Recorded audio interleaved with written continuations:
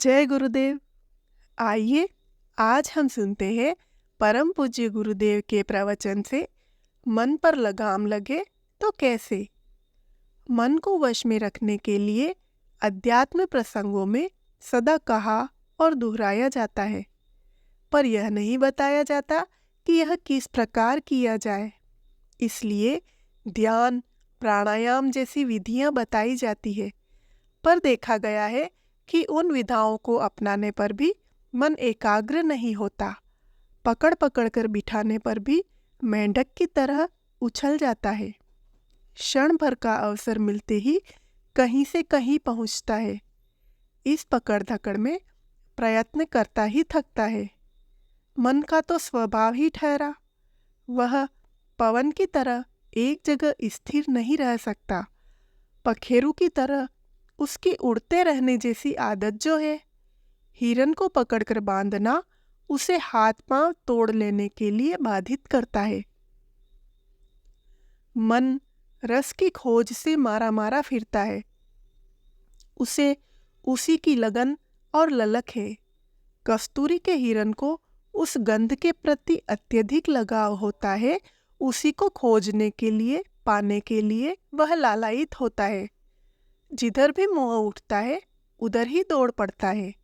यह भागदौड़ तब तक जारी रहती है जब तक कि उसे गंध के उद्गम का पता नहीं चल जाता। मन को सरसता चाहिए, ऐसी स्थिति जिसमें रसास्वादन का अवसर मिले, आनंद की अनुभूति हो। नीरस क्रियाकलापों में उसे रुचि नहीं हो पाती, इसलिए वह अपना अभिष्ट तलाशने दूसरी जगह चल पड़ता है।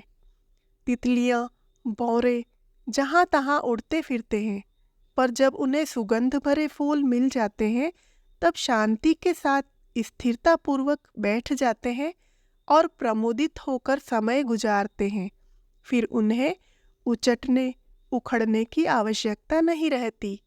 यहाँ बंधन उसके लिए कारगर होता है जिसकी तलाश है, उसे उपलब्ध करा दिया जाए। डोरी से जकड़ने पर तो पशु भी अपने हाथ पैर तुड़ा लेते हैं। विवशता में ही कोई कैद में रहना स्वीकार करता है। हथकड़ी, बेड़ी, बैरक, तालों, संतरी आदि की व्यवस्था न हो तो कोई कैदी जेल में रहना स्वीकार न करे। खिड़की खुलते ही तोता पिंजरे से निकल भागता है और फिर पीछे की ओर देखता तक नहीं। यही बात मन के संबंध में भी कही जा सकती है। उसे नीरसता पसंद नहीं, सहन नहीं। इसलिए उसे जिस तिस खूंटे में बांधने पर भी स्थिरता अपनाते नहीं बनती। उसे उन्मुक्त आकाश के मनोरम दृश्य देखने का चाव जो है। मन को वश में करने के अनेकानेक लाभ है। वह शक्तियों और विभूतियों का पुंज है। जिस काम में भी लगता है उसे जादुई ढंग से पूरा करके रहता है। कलाकार, वैज्ञानिक, सिद्ध पुरुष, महामानव, सफल, संपन्न, सभी को वे लाभ मन की एकाग्रता, तन्मयता के आधार पर मिले हुए होते हैं। इस तथ्य को जानने वाले कल्प वृक्ष को दूर रखे रहना नहीं चाहते। इस दुधारू गाय को, तुर्की घोड़े को पालने का जी सभी का होता है, पर वह हाथ आए तब न। आमतौर से कामुकता, जीवास्वाद, सैर सपाटे, विलास वैभव, यश सम्मान पाने की सभी की इच्छा होती है। उन्हीं को खोजने की मन कल्पनाएं होती है। उन्हीं को खोजने की मन कल्पनाएं करता और उड़ाने उड़ता रहता है। विकल्प जब दूसरा नहीं दिखता तो उसी कुचक्र में उलझे रहना पड़ता है। जहाज के मस्तूल पर बैठे कौवे को कोई और गंतव्य भी तो नहीं दिखता। मन को कहीं कोई ऐसा स्थान या ऐसा काम जो उसकी रुचि का हो, सुहाए मिलना चाहिए। रुचियां बदलती रहती हैं या बदली जा सकती है।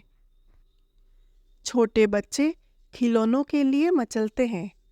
कुछ बड़े होने पर सामर्थ्यों के साथ खेल खिलवाड़ के लिए उत्सुक रहते हैं। युवक होने पर अच्छे नंबरों से उत्तीर्ण होने की लगन लगती है। तरुण होने पर धन कमाने, गृहस्थ बनने की इच्छा होती है। बूढ़े भजन करते और कथा सुनते हैं।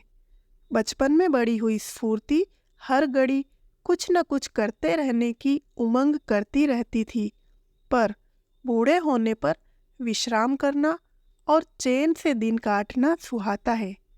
यह परिवर्तन बताते हैं कि मन का कोई एक निश्चित रुचि केंद्र नहीं है।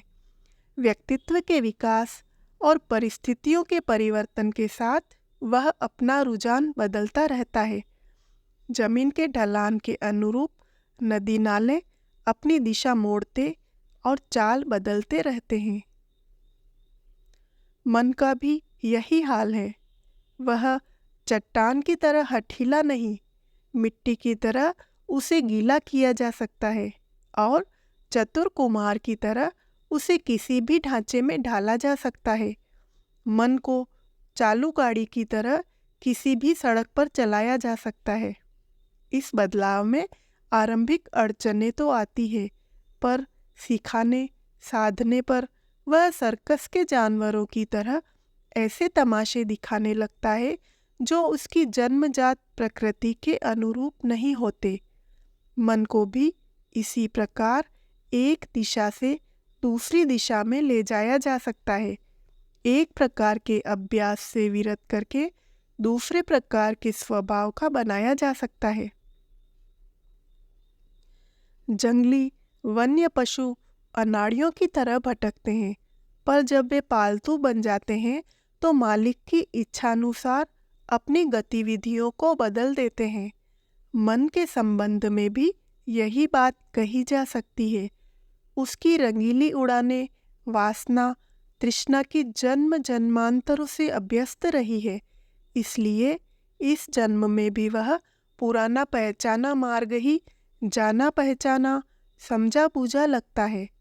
इसलिए स्वेच्छाचार के लिए वह आतुर फिरता है, किंतु मनुष्य पर अनेक बंधन है। पशुओं की तरह वह कुछ भी कर गुजरने के लिए स्वतंत्र नहीं है। मर्यादाएं, वर्जनाएं और जिम्मेदारियां एक सीमा तक ही सीमित रहने के लिए उसे विवश करती है। इसलिए वह एक जगह काम न बनता देखकर दूसरी जगह दौड़ता है। मृग तृष्णा में भटकने वाले हिरन की तरह उसकी कुलांचें मार्ग कुमार्ग पर भटकती रहती है। कल्पनाओं के अंबार छाए रहते हैं। बंदर जैसी उछल कूद जारी रहती है। किसी डाली पर देर तक बैठे रहने की अपेक्षा उसे जिस तिस का रंग ढंग देखने और उन्हें हिलाने पर मिलने वाले चित्र विचित्र अनुभव की तरह विभिन्नताएं और विचित्रताएं देखने की उमंग उठती रहती है।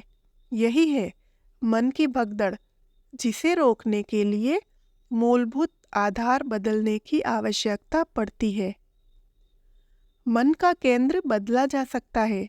पशु प्रवृत्तियों की पगडंडियां उसकी देखी भाली है, पर मानवीय गरिमा का स्वरूप समझने और उसके शानदार प्रतिफल का अनुमान लगाने का अवसर तो इसे इसी बार शरीर में मिला है। इसलिए अजनबी मन की अड़चन होते हुए भी तर्क, तथ्य, प्रमाण, उदाहरणों के सहारे उसे यह समझाया जताया जा सकता है कि पशु प्रवृत्तियों की तुलना में मानवीय गरिमा की कितनी अधिक श्रेष्ठता है। दूरदर्शी विवेक के आधार पर यह निर्णय निष्कर्ष निकाला जा सकता है कि आदर्शवादिता और कर्तव्यपरायणता अपनाने पर उसके कितने उच्च स्तरीय परिणाम प्रस्तुत हो सकते हैं। पुराने ढंग की ईश्वर भक्ति में मन लगाने और साधनाओं में रुचि लेने के लिए परामर्श दिया जाता है, किंतु पुरातन तत्व ज्ञान को हृदयंगम कराए बिना उस दिशा में न तो विश्वास जमता है और न मन टिकता है। बदली हुई परिस्थितियों में हम कर्म योग को ईश्वर प्राप्ति का आधार मान सकते हैं। कर्तव्य को, संयम को, पुण्य परमार्थ को ईश्वर का निराकार रूप मान सकते हैं। कामों के साथ आदर्शवादिता का समावेश रखा जा सके तो वह सम्मिश्रण इतना मधुर एवं सरस बन जाता है कि उस पर मन टिक सके। बया अपने घोंसले को प्रतिष्ठा का प्रश्न मानकर तन्मयतापूर्वक बनाती है। हम भी अपने क्रियाकलापों में मानवीय गरिमा एवं सेवा भावना का समावेश रखें तो उस केंद्र पर भी मन की तादात्म्यता स्थिर हो सकती है। मन को निश्चित ही निग्रहित किया जा सकता है। जय गुरुदेव।